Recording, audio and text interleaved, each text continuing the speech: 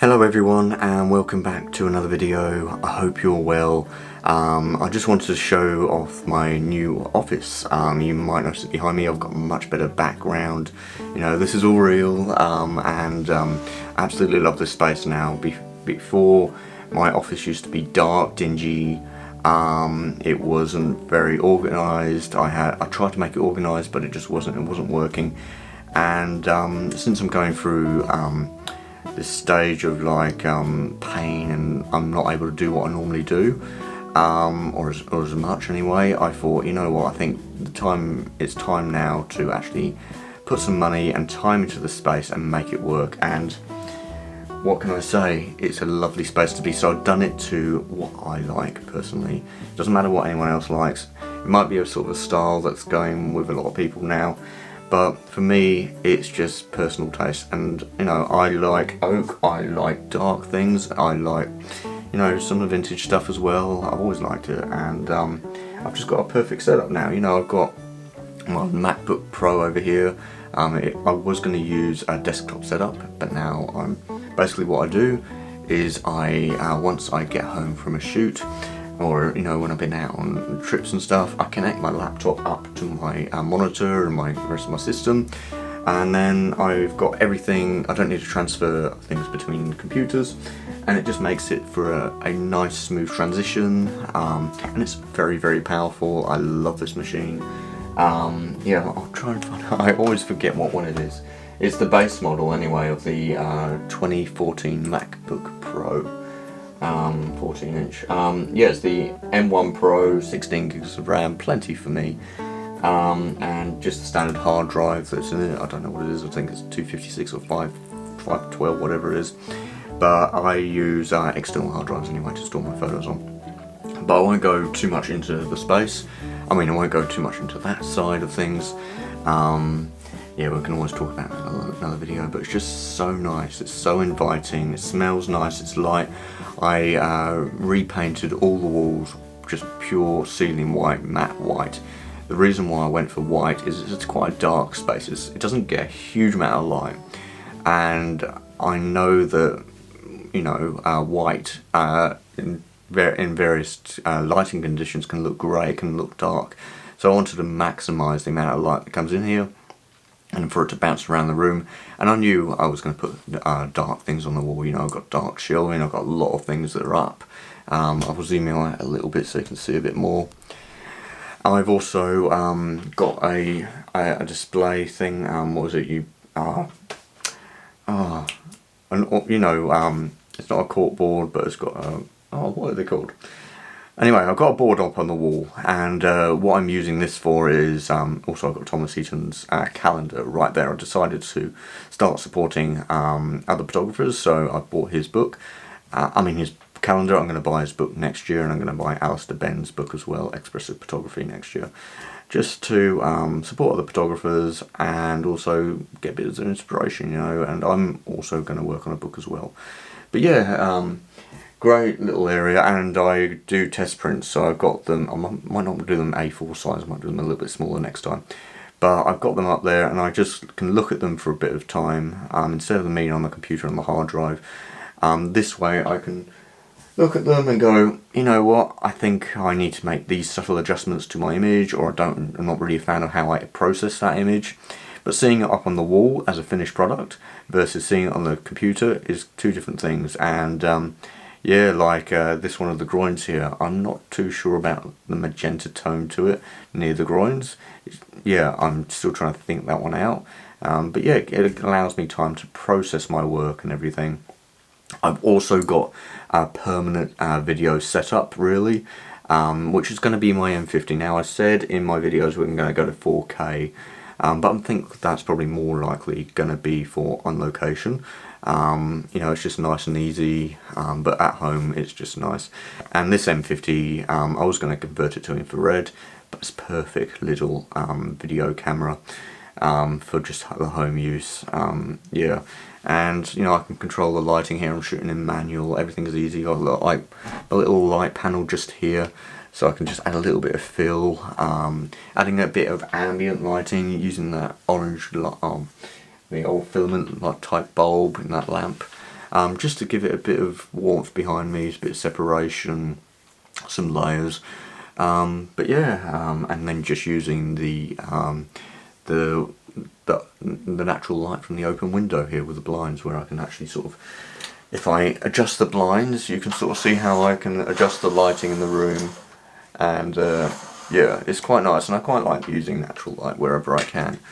I think we've gone a little bit brighter there as well, but yeah, this is nice, and I'm really looking forward to working from here. I can sort my gear out here on my table, because it's really nice and deep, and I got one of these desk mats. I wanted something leather, because I like natural, products, and something that's going to break down over time. But I went to the shops, they didn't have much there, and I went for like just the world map, and it's not to scale or anything, but it's actually quite nice, because when I'm making these videos and when I'm talking to people on social media, I'm talking to people around the world, and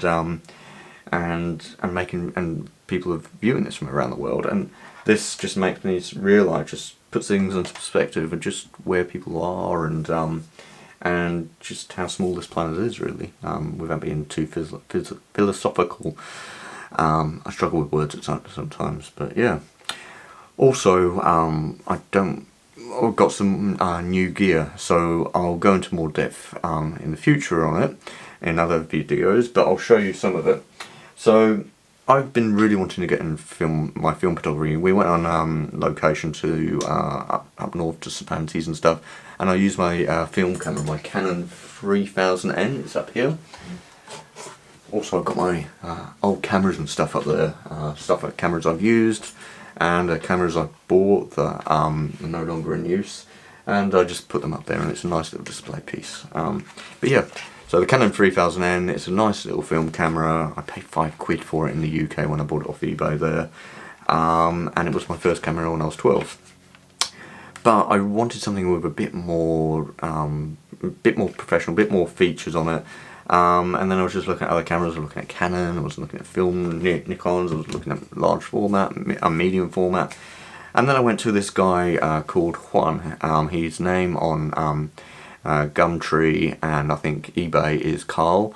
A really nice guy. He doesn't know I'm doing this. It's a shout out, a free shout out. He buys and sells camera equipment here in Australia. He also does send over internationally, I think. Really nice guy, knows his stuff about equipment and photography, mainly photography, not so much about video, but he's really cool. He's from Japan, but he's really down to earth guy, and I know he's going to watch this video, and he doesn't know I'm going to do this. But yeah, if you want interested from buying from him, I've sold my stuff. I've sold gear to him. I purchased gear from him. Superb guy. He'll look after you for sure. And really genuine, and he's very much like me, very honest, and I don't mean to gaslight myself or anything like that. I'm just going by what other people have told me about myself. So yeah, I've got some gear from him, which is really nice, and I've bought some Hasselblad gear from him. But now we'll just go into the first thing, which is my new film camera. So I haven't done any videos on this, but I will be making some videos and showing you. I'm just getting used to the camera at the moment. But I got myself a Leica R4. This is from 1980, exactly 1918. This is when it was manufactured, so it's 42 years old. And if you just look at that, it's just immaculate condition. It's just lovely. The foam I do find on the inside here is starting to deteriorate, so what I might do is just put a bit of cover over that or something, or try and repair the film if I can, the foam if I can. Also got it with the 28 to 70 lens. Now this is a variable aperture, but what I do find, I love using filters, and not Insta filters or anything like that, but filters actually on your camera. But what I do find annoying is with this, if you zoom from like 28, you watch the front element. So I would love to use filters on here, but as soon as I start to zoom out, which is inwards, going from 28 to 70, it just zooms in, so it tucks itself in. So I wouldn't be able to use filters with this, or at least not until about 37mm or something, and then it will tuck in, and then I won't be able to, you know, zoom into my image. So that's a little annoying. And also another thing, this takes 60mm filter threads, which isn't a common size, and they can be quite expensive. Fine for me using black and white film, it doesn't affect me there, but as soon as it comes to colour, it will. But I think this is primarily going to be a black and white camera. Oh, I'm going to use black and white film, and some infrared stuff as well. 720nm or 740nm I can find. Ilford makes some of that, so I'm going to look at doing that. I'm also going to look at doing my learning how to develop film. That way I can do it from home. I'll scan it and do all the processing, because, well, I've just sent it off to a local lab here in Perth to scan it and do TIFF scans and develop the film and everything, and it's costed me $190 for 5 rolls of film. Now that might not sound like much, but if I do this often, which I plan on doing often, it's going to add up very quickly. So yeah, I'm going to go along and do a TOEFL course. I think they've got something in Perth City, and yeah, do a course there on film photography and developing. I don't know if it's going to be a load of history and stuff, but I'm more interested in learning how to develop film again, because it's been a very long time since when I was at school and done it. You know, we're talking, well, 2000, and you know, in the 2000s, not that old, in 2006 I think it was. So yeah, yeah, just a few years, but yeah, I loved it back then. I love the smell of the chemicals. I'm gonna, I don't need a dark room. What I'm gonna do is buy a pop-up tent sort of thing, and I can put it on my desk here and work and just change the film out. You know, get the film out the cartridge, develop it, and then do the rest of the stuff here. Get my own scanner. I'm going to look into scanners, maybe an Epson film scanner, which should be quite nice. And yeah, so I've got that, which I love. So easy to use, all manual focus, manual everything. It does have a light meter inside. I'm really hoping I can trust it. But it has been fun, you know. I really enjoyed this, and I went more, and I started picking this up more than my Hasselblad digital camera. So maybe I might go film, I don't know. But it's just another medium to shoot on, and it keeps it fun, it keeps it entertaining. So yeah, and I'm also going to start getting into time lapses and doing some astrophotography. So I wanted something. I need. There's always a lens I've loved, but I've never thought to actually own. So I got this as well from that guy Carl, or Huan, and that is this, the 11 to 24mm f4L lens EF mount. Just a stunning bit of kit. You can't use filters on it, sadly. You can buy the adapter thing, so you can put 150mm filters on here, which is something I'm not going to do. You can use filter gels on the back of the camera there, on the lens there I should say. They drop in. Never used them before, but I don't think I will. This is primarily just going to be used at night time. Maybe do some stuff during the day, but it's a lovely wide lens, no distortion. It's, yeah, I've loved it, and 11mm as well, so I'm going to get a lot in. And the reason why I'm not worried about, you know, the f-stop, so, you know, it doesn't allow as much light in as 2.8, which is only a stop, is it's wide, you know, 11mm. I could, if I don't want any star movement, I could shoot at what was it? No, not F. If I want, I could shoot for 45 seconds, and I won't get star movement. Whereas if I use a 16-35, it would be 25 seconds. So yeah, I can do a lot longer exposures and keep my ISO down. Yeah, which is great in my books. But yeah, I'm going to be using this primarily for time lapses. So yeah, I got this lens from that guy Huan. I'll link to him in the description below, so you can go check him out. Both his eBay and his Gumtree account. I am telling him to create a website. Hopefully he does create a website, because it's going to be a nice way to bring everything together and centralise things as well. And then I can also plug it a lot easier. The last one is I bought another camera. I'm doing this a lot lately. I'm buying more cameras, and I'm also buying other things in the future, but that's something we'll talk about in the future. So I went on to, I got some advice on what cameras to buy. I was looking at like a 5D Mark II. It was something I'd always wanted, but apparently it's not a very good low light camera. But a lot of people were raving about the Canon 6D, the original 6D from 2012. So I thought, you know what, I'll listen to those people. Still people are using it today. There's a guy here in Perth that uses them. He's been working for Nat Geo and stuff in Western Australia. So I thought, you know what, I'll go onto eBay and find see if I can find one for a really good price. Doesn't really matter about what it looks like, condition, so long as the shutter count is reasonably low. And hang on, I've got to go and get a delivery. I've got a package coming. Sorry about that. I picked up the package from the front door. They left it in quite a bad place, really. They could have left it near the front door between where the bins are, but they put it in front of the bins facing the road so people could see it. So glad I went out there and got it. Yeah, it was my auntie's jacket. My auntie's over from the UK. And yeah, just... yeah, we left when we were down in Albany. You'll see I was down in Walpole, and then another place we went to as well. Actually, I'm going to zoom you back in and make it a bit more personal again, and get rid of the distractions in the background. Yeah, so got the jacket back. One of my friends, Nev Clark, I think his last name is Clark, photography.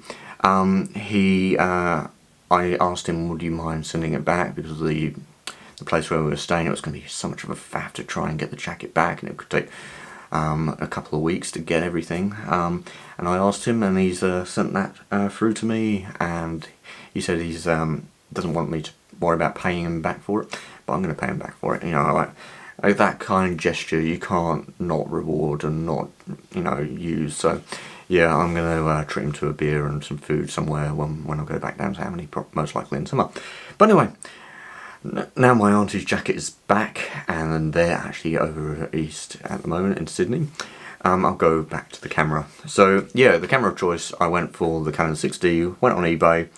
I've been looking for the past week or so, and then this one evening I went back on, and this guy, I found out the guy had listed it 12 hours. It had only been on eBay for 12 hours, bit banged up, bit grubby, but it's got a shutter count of about 33,000. I think the camera's rated for about 150, I think. But I had a look at it, and there's other people who have been getting a lot more out of the camera.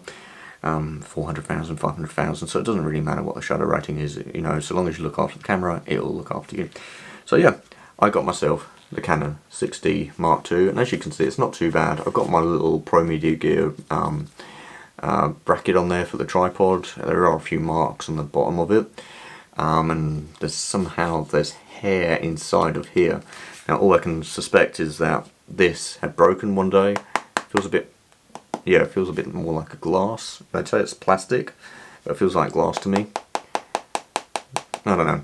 And I think it was a home DIY job, and there's a load of hair in there. Otherwise I don't know how hair got into this, unless this camera's been apart at some stage. There's really long bits of it. They're like half an inch long. I'd really like to get into this, but I'd spoken to the seller, and the previous owner to this camera super glued the viewfinder onto the camera, so I can't really get to it, and there's access screws there, so they're probably caked in super glue. But yeah, it doesn't really matter. I paid $450 for it, and I think it was free shipping or something. I got eBay Plus membership. But yeah, one card slot, doesn't bother me. I'm using Wise Advanced memory cards in there, so I've used this nice fast card. Focus. Will it focus? No, it won't focus.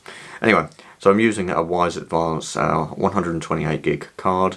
They're really fast. It's a really fast memory card. And I can get about 4,000 photos on this card. I keep saying cards so often, don't I? And yeah, this allows me to, back then it would have been very expensive to shoot on these sort of cars. Now they're quite cheap. The evolution of technology and old cameras just really makes it so much more affordable. So what I'm going to be doing is I'm going to be shooting in RAW. I'm going to be shooting at full resolution, 20 megapixels. And yeah, my computer can easily handle the files. I've done a test time-lapse in the garden. I've done a 15-second video or something like that. And it took just over an hour. I shot RAW, full and everything, 2-second interval between shots. And the camera performed effortlessly. There was no problems with missed shots. The white balance was bang on. I did make adjustments and everything, but it took me 20 minutes to make a video for a time-lapse and running through the apps I use. So yeah, I'm going to be doing a lot more time-lapse photography, astrophotography, and just getting a bit out there and fun. And the reason why is I'm still in a lot of pain since that cortisone injection, and it's made my life quite limited on what I can do. I can barely walk. I can't do climbing. I can't climb. Yeah, I found out on a trip. I wasn't going to go into this because it's on Instagram, but I thought I'd just go quickly into it. When we were down in Albany, went on to do one of the trails. It's a 4.2k return trip, a return loop sort of thing. And I thought, yeah, I'll be easily able to do that. My limit is normally about 6.5, 7k's. On this particular day, I was really feeling a lot of pain in my ankles, and the way I can describe the pain is if it felt like I had lost my feet and I was walking on the where my ankle should have been, and I was walking on the end of my legs. It was that painful. I couldn't feel my feet, and the pain was just so bad in my ankles. But I wanted to push on and go ahead with it. But we were doing the trial, and this was with my auntie and my mum.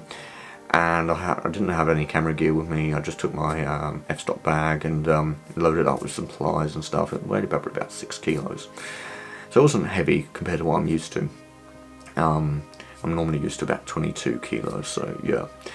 Anyway, walking down the trail, I'm getting in pain, and then we see a dugite, a snake, about 400 meters before the summit. Or before the end where you turn it back around, and I went, I'm not dealing with this guy, and it turned out to be highly venomous, so I took it as a sign. We walked back, and my goodness, walking back, I was in agony. I was really struggling. I was at a point where I'd never been before, with pain and limitations, and yeah, I really felt like giving up, but I would have to ask for a rescue. Or get rescued from that place, and I really did not want to do that. So we got about 400 meters from the car park. I was really suffering. I was losing mobility in my left leg. I couldn't bend it. I could only lift it like that far off the ground, so I had to drag it up steps. And then I was starting to lose strength in my left arm, so I was using trekking poles to get me up. I was losing strength in that left arm. And my body, I could just feel it shutting down because the nervous system was just being overloaded. I could feel myself shaking. I was just basically went into the fighting survival sort of thing of just trying to get to the end, and then and I didn't stop. I just pushed on, and I was going really pushing myself and really fighting and really using the trekking poles, dig in and push myself off from the ground. And about 50 meters away from the car park, I was really struggling. My legs were going, my whole body was going. By the time I got back to my car, I collapsed. I started vomiting. I couldn't bring up anything, but I was just bringing up little bits here and there. I couldn't, carry myself. But then I rested for a bit, still in absolute agony. Went up to Hillystone Lookout. My auntie and my mum went off and had a bit of a walk. I waited in the car, but I had crutches in the car, so I decided maybe I'll have a go at, going to the viewpoint. And I did. I used my crutches. I couldn't use my legs. I use my crutches to walk around. I use my crutches to climb the rock, you know, steep sort of rock like that, quite slippery. Crutches done a superb job getting me there. I lifted my whole body, did my whole body up there, climbed around, and actually helped them because they actually got lost. So if it wasn't for me, you know, making the effort to get out, they would have got lost. But anyway, yeah, it's just like, but that really put things into perspective for me. Like, if I were to climb a mountain, I'm most likely to have to be rescued off. If I go anywhere remote, I could end up killing myself, because I could end up going somewhere and I won't be able to get back my vehicle. So long as I've got this pain in my legs and back from this cortisone injection, and I suspect it's going to be on for another few months, maybe a year, then I've got to change what I do.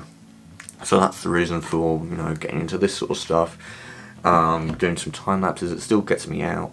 I can still do things. I can still, like, get out of the drone, get out of the cameras, and also learn other skills, you know, the film side, you know, learning how to develop film and keeping my passion for photography alive. Because if I just done what I would normally do, you know, or try and do what I was normally doing, I would beat myself up, and I was actually starting to get depressed, quite depressed. I know this is going on a long video, I do apologise, it's probably over 20 minutes, but I just wanted to say this before ending. But yeah, if I went down the same route, I would just be trying to push myself, and I get depressed, and I was going through this cycle, and it wasn't nice. But this gives me focus, it gives me drive, it allows me to get my creativity out and doing stuff and creating, and it keeps me excited. And sure, I've got a lot of mobility problems, you know, if I can't go into the city and walk around a lot, so I'd have to take a wheelchair. Yeah, I'm gonna have to rely on a wheelchair for a lot longer than I thought. I really thought it'd be better by now, but sadly not. All I can basically say is from my hips down, I basically got pins and needles all the time, and the pain that if you just so you can sort of sympathise with what I'm experiencing, is in my ankles and knees. Is, you know, when you whack your funny bone on something and you get that really painful feeling, and it just gets worse and worse. I've got that pretty much all the time when I'm out taking photos, or doing anything. So that's where the wheelchair helps. I use my upper body. I'm going through shirts and I had to buy a new rain jacket when I was away because I put on more upper body strength because of that. Not a bad thing. It's getting me fit. I'm going to get a home gym and everything, and work out, since I can't actually work out by how I wanted to, you know, climbing mountains and, you know, physical stuff. This time it's going to be getting to the gym and working out from there, and doing small exercises and building up on my muscles and strength, and hopefully by the time this cortisone thing wears off, I'll be able to jump into what I was originally doing, but a lot better. Anyway, this has been a very long video. I do apologise. I just wanted to include what I can, because if I were to do it in other videos, it'd be very short. And yeah. Anyway, I'll end this here. By the way, if you are interested in any second-hand gear, or you're looking to sell some gear, definitely check out my mate Carl, or Huan is his name, from Japan. Great guy. So yeah, he sells like Canon gear, Leica, Phase 1, Hasselblad, Linkoff. He's got a couple of Linkoffs, cinema cameras, Reds. Yeah, he's really nice. He's a small, I guess I could say a small business owner. He's struggling, he's going through tough times like myself, and it's just right to look after people who are struggling. And I can't spend much money, but what I can do is share what he does on here, and then you can hopefully buy from him and help support him out. Anyway, I'm going to end this video. You know what to do. Hit like to help out the channel, subscribe if you'd like to see more videos, comment if you've got any comments or you'd like to ask me anything. Yeah, and anyway, I'm going to end here. I think I've said that already. I need a drink. My voice is going. I'm getting quite a sore throat. But anyway, I'm Simon, and I will see you in the next one. Okay, bye for now.